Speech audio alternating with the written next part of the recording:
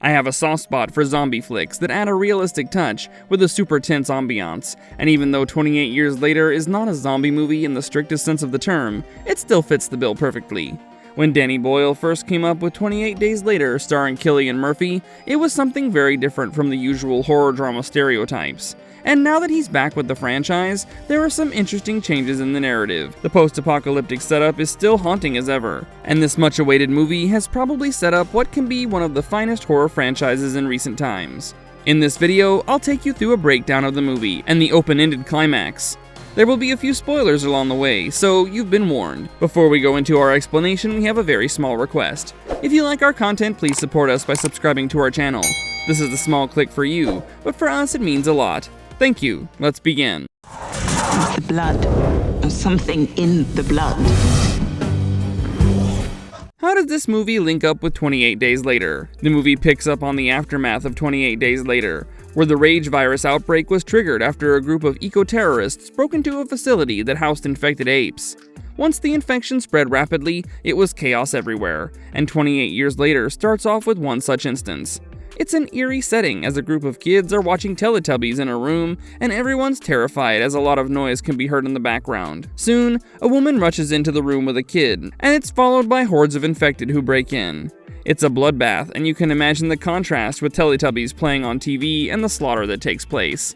A young boy named Jimmy survives and runs to a nearby church, where he pleads with his father to help him escape. He's given a crucifix necklace before his father sacrifices himself to buy some more time. He believes this to be Judgment Day, and he's ripped apart by the infected, while Jimmy hides somewhere and presumably survives. The story then takes a time leap of 28 years, and by now the rage virus has been successfully neutralized on the European mainland. Great Britain remains under an indefinite quarantine by NATO forces, and we get to see a community of survivors who live on Lindesvar island. This island is separated from the mainland by a heavily guarded tidal causeway, and those living on this island have a somewhat primitive way of life, untouched by the technological advancement that you see elsewhere. The focus is on a family: Jamie, his 12-year-old son Spike, and his wife Ela. Spike is supposed to head out to the mainland with his father in order to hunt the infected, and this is some coming-of-age ritual that's followed in the community. His mother Ela is bedridden and suffers from memory loss and confusion.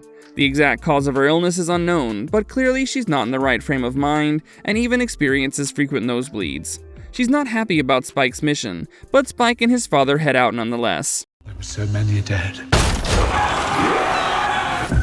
Infected and non-infected alike. How does 28 Years Later portray the infected? Is Spike the protagonist of the movie? I was under the notion that Aaron Taylor Johnson would be the protagonist as Jamie, but I was pleasantly surprised to see that the character's son Spike, played by Alfie Williams, is the one who's more of the lead character. He heads out to the mainland to hunt his first infected with his father, and the hunt was playing out just as planned, until they encountered different kinds of infected. While the bloated infected are easy to take out with their bow and arrows, the alpha infected proves to be a very different challenge altogether. I'll elaborate on the different infected types later in this video, but for now, just remember that the alpha infected has evolved to become much larger, stronger, and smarter than the others. When Spike and his father are cornered by a group of infected led by the alpha, they decide to make a run for it because they lack advanced weapons like a machine gun. They remain hidden in an abandoned cottage and stay the night, during which they observe a bonfire in the distance. They barely make it back to their village because another alpha stalks them during their return, and Spike finds out more about the bonfire, which has been created by a physician named Ian Kelson. He's a mysterious figure who survived the outbreak, but he leads a solitary life, and the villagers avoid him because they have watched him ritualistically burning the bodies. However, Spike finds out more about his mother, which leads him to become disillusioned about his life on the island. He watches his father cheat with another woman at a party, and Spike realizes that Jamie had lied to him all along about his mother's illness. Now, Spike makes up his mind that he'll sneak away to the mainland along with his mother and bring her to Kelson, who's the only known physician in the vicinity, so that she might receive some much-needed treatment. 11, 5. Once you walk onto that mainland, there's no rescues.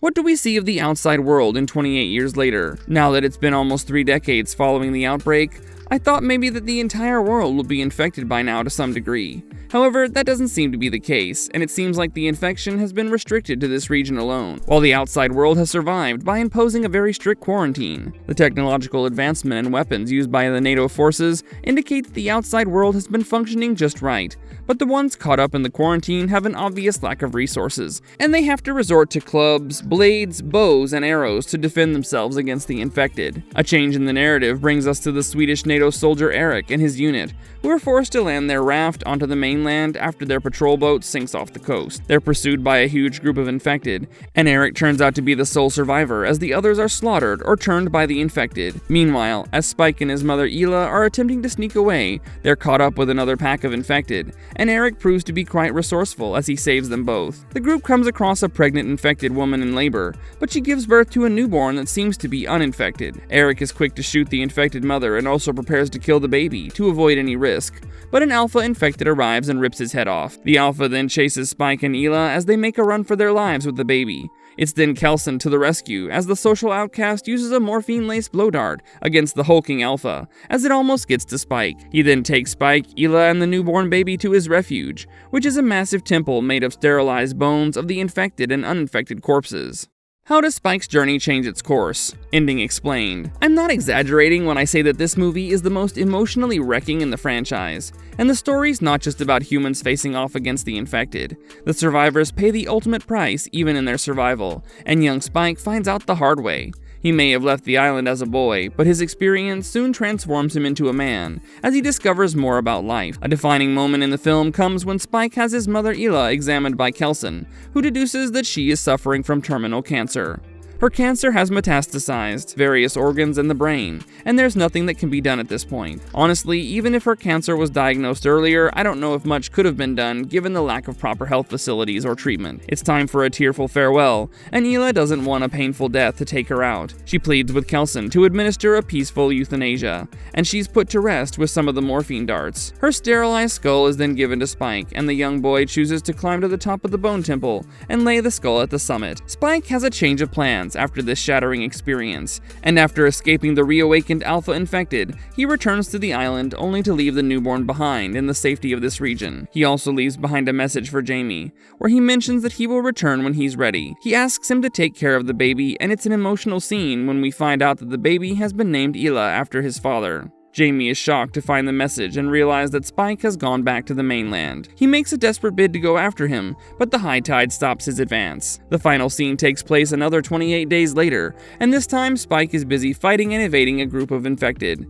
He seems to be facing an overwhelming number of infected, but a group of survivors come to his rescue. This group is almost like a cult that stays away from the rest of the survivors, and they're led by none other than Jimmy, the boy we saw in the first scene. Jimmy still has the crucifix necklace given to him by his father, and even though he and his men have primitive weapons like clubs and spears, they still prove to be excellent fighters to take down the infected horde in no time. Jimmy expresses his admiration for Spike's spirited fighting skills and asks him if he can join the clan, which is probably what will be the theme of the next movie. The bandoliers.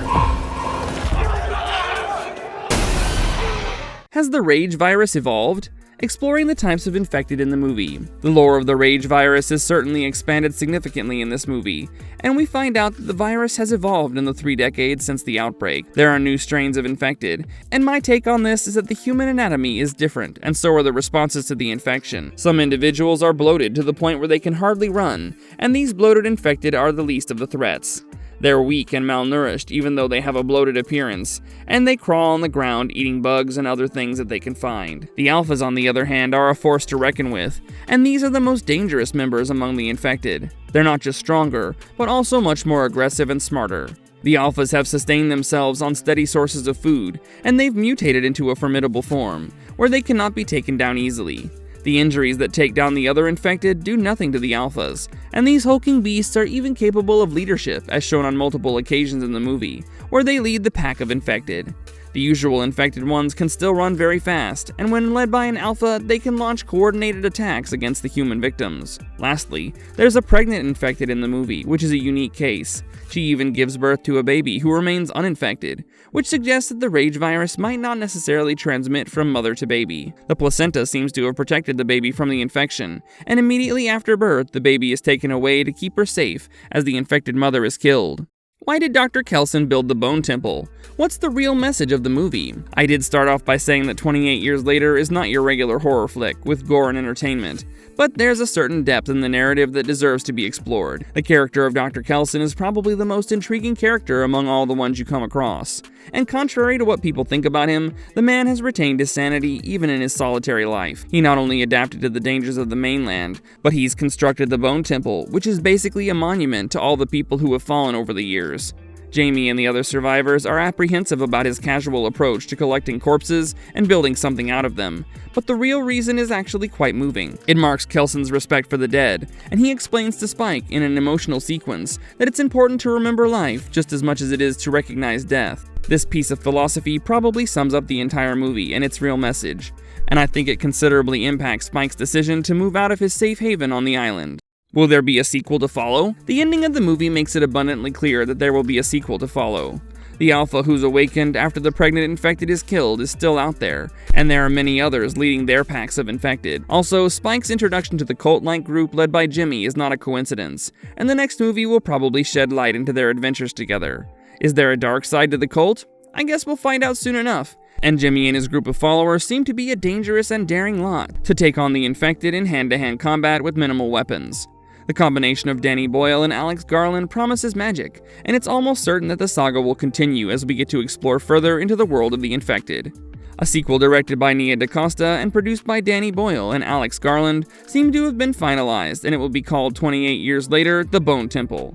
There are even plans for a third part, which means that this movie marks the beginning of a trilogy even though it's premised on the backdrop of the narrative of the first movie, 28 Days Later. Marvelous verdict. A gripping and brave attempt by Danny Boyle. It takes guts to take a different route, especially when so much money is at stake along with the future of the franchise.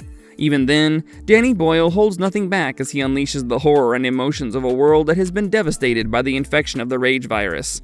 The new characters are promising, and I'm all geared up to witness the future of Spike and Jimmy with his group of trained ninja-like fighters. I also love the no-hold-bars violence in the film, and some of the shocking action will make you sit up straight on your seats. The movie is a must-watch for everyone who appreciates such genuine content, and if this is the start of a compelling trilogy, I'm sure every horror fan will be delighted.